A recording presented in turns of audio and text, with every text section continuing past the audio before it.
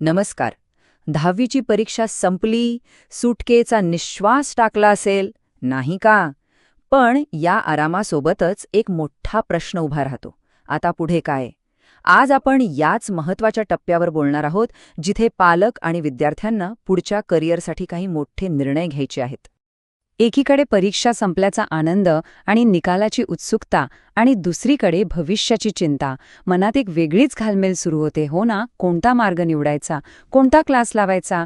हा तोच क्षण आहे जिथे एक योग्य निर्णय मुलांच्या करिअरला एक ठोस दिशा देऊ शकतो. तर मग चला पाहूया की हा निर्णय नेमका घ्यायचा कसा. बरं, तर या प्रश्नांची उत्तरं शोधायला आपण 4 सोपे टप्पे ठेवले आहेत. सगळ्यात आधी आपण संवादाबद्दल बोलू. मग जेईई की सीईटी यामधला नेमका फरक काय आहे ते बघू. त्यानंतर आर्थिक बाजू आणि TFWS योजनेबद्दल जाणून घेऊ. आणि शेवटी मुलांसाठी सर्वोत्तम क्लास कसा निवडायचा यावर चर्चा करू. चला तर मग सगळ्यात पहिल्या आणि खरं सांगायचं तर सर्वात महत्त्वाच्या टप्प्याकडे जाऊया. कोणताही क्लास निवडण्याआधी, कोणताही निर्णय घेण्याआधी एक गोष्ट खूप खूप गरजेची आहे, आणि ती म्हणजे मुलांशी एक मन मोकळा संवाद. आपल्या आजूबाजूला हे नेहमीच बघायला मिळतं, नाही का? परीक्षा संपली की लगेच क्लास लावायची घाई सुरू होते. कुणीतरी सांगतं, मित्र लावतात, नाही तर वेळ वाया जाईल अशी भीती वाटते. पण इथेच थोडं थांबायला हवं, कारण घाईत घेतलेला निर्णय नंतर महागात पडू शकतो. मग प्रश्न येतो की घाई करायची नाही तर मग करायचं काय? तर बघा, 3 सोप्या गोष्टी आहेत. 1. मुलांसोबत बसून त्यांच्या भविष्याबद्दल बोला. त्यांना काय व्हायचंय, त्यांची आवड कशात आहे हे समजून घ्या. 2. ज्या क्षेत्रात त्यांना रस आहे तिथल्या काही अनुभवी लोकांशी त्यांची भेट घालून द्या. यामुळे त्यांना योग्य दिशा मिळते. आणि 3. सगळ्यात महत्त्वाचं, निकालाची वाट बघा. क्लासचा अंतिम निर्णय निकालानंतरच घ्या. ठीक आहे, आता वळूया दुसऱ्या महत्त्वाच्या निर्णयाकडे.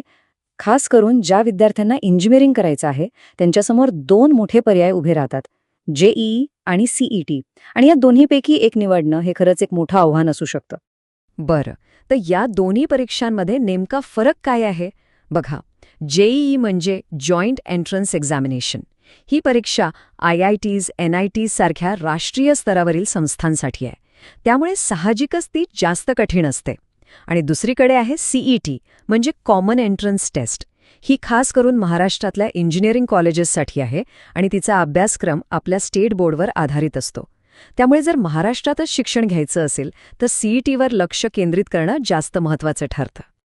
आता इथे खूप महत्त्वाचा आणि थोडासा नाजूक मुद्दा आहे. जेईची परीक्षा सीईटीच्या आधी होते. आता विचार करा, समजा एखाद्या विद्यार्थ्याला या आधी होणाऱ्या जेई परीक्षेत अपेक्षेप्रमाणे मार्क मिळाले नाहीत तर काय होईल? आणि इथेच खरी अडचण सुरू होते. जेईमध्ये कमी गुण मिळाल्यामुळे मुलांचा आत्मविश्वास खचतो. एक प्रकारचं प्रचंड मानसिक दडपण येतं, आणि या सगळ्या तणावाचा थेट परिणाम त्यांच्या सीईटीच्या तयारीवर होतो. मग जी परीक्षा खरंच महत्त्वाची होती तिच्यावर नीट लक्षच लागत नाही. म्हणूनच सरळ गणित असं आहे की जर आपल्याला महाराष्ट्राबाहेर जायचंच नसेल किंवा IIT हे ध्येय नसेल तर उगाच जेईचा अट्टाहास धरण्यात काहीच अर्थ नाही. आपलं ध्येय स्पष्ट असेल तर योग्य परीक्षेवर लक्ष केंद्रित करणं केव्हाही चांगलं. चला, आता तिसऱ्या आणि तितक्याच महत्त्वाच्या मुद्द्यावर येऊया, तो म्हणजे आर्थिक बाजू. कोचिंग क्लासचा खर्च तर आहेच, पण त्यासोबतच खर्चात मोठी बचत कशी करता येईल हे जाणून घेणंही खूप गरजेचं आहे. एक गोष्ट तर उघड आहे, साधारणपणे जेईच्या तयारीसाठी जे क्लासेस असतात त्यांची फी सीईटीच्या क्लासेसपेक्षा जास्त असते. त्यामुळे आपल्या बजेटचा विचार करणं हे तर आलंच. पण थांबा, सीईटी निवडण्याचा एक खूप मोठा आर्थिक फायदासुद्धा आहे. आणि तो फायदा म्हणजे TFWS म्हणजेच ट्युशन फी वेवर स्कीम. सोप्या भाषेत सांगायचं तर शिक्षण शुल्क माफी योजना. ही एक सरकारी योजना आहे जी सीईटीमध्ये चांगले गुण मिळवणाऱ्या हुशार विद्यार्थ्यांना जवळजवळ मोफत शिक्षण घेण्याची एक सुवर्ण संधी देते. प्रत्येक इंजिनिअरिंग कॉलेजमध्ये 5% जागा या योजनेसाठी राखीव असतात. म्हणजे विचार करा, या 5% विद्यार्थ्यांना फक्त अगदी नाममात्र फी भरावी लागते, बाकी पूर्ण शिक्षण शुल्क माफ होतं. आकडा जरी 5% असला तरी ही संधी खूप मोठी आहे. आणि ह्यातली सगळ्यात महत्त्वाची गोष्ट लक्षात घ्या, या TFWS योजनेचा लाभ घेण्यासाठी प्रवेश फक्त आणि फक्त सीईटीच्या मार्कांवरच मिळतो, जेईच्या मार्कांवर नाही. त्यामुळे ज्यांना महाराष्ट्रातच राहायचं आहे त्यांच्यासाठी सीईटीवर लक्ष केंद्रित करणं हे अभ्यासाच्या आणि आर्थिक दोन्ही दृष्टीने फायदेशीर आहे. आता आपण आपल्या चर्चेच्या शेवटच्या टप्प्यावर आलो आहोत. समजा ध्येय ठरलं, परीक्षा निवडली, आता प्रश्न येतो तो योग्य क्लास निवडण्याचा. पण एक मिनिट, चांगला क्लास म्हणजे फक्त चांगले शिकवणारे शिक्षक इतकंच का? नाही. चांगल्या क्लास निवडताना या 3 गोष्टी आवर्जून बघा. 1. तिथे फक्त अभ्यासच नाही तर दर 2 महिन्यांनी करिअर मार्गदर्शन होतं का? 2. मुलांना प्रेरणा मिळावी म्हणून दर 3-4 महिन्यांनी वेगवेगळ्या इंजिनिअरिंग कॉलेजेसना भेटी दिल्या जातात का? आणि 3. प्रत्येक महिन्याला अभ्यासक्रमाची उजळणी म्हणजे रिव्हिजन घेतली जाते का? कारण या गोष्टी मुलांच्या सर्वांगीण विकासासाठी खूप महत्त्वाच्या आहेत.